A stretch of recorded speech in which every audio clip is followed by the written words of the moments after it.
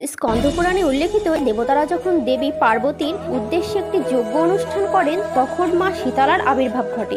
এই সময় ভগবান শিবের ঘাম এক ফোঁটা মাটিতে পড়ায় জরাসুর নামে এক দৈত্য আবির্ভূত হন। জরাসুর নামে ওই অসুর দুরারোগ্য রোগ ছড়াতে থাকে। কলেরা, হাম, গুটি বসন্ত চারিদিকে ছড়িয়ে পড়েছিল। কোনো হাকিম কবিরাজ এই রোগের নিরাময় করতে পারছিল না। জরাসুরের এই সন্ত্রাসে মহাদেব ও পার্বতী ভীষণ চিন্তিত হয়ে পড়ে। তখন পার্বতী ঋষি কাত্যায়নের কন্যারূপে মর্তে অবতীর্ণ হন।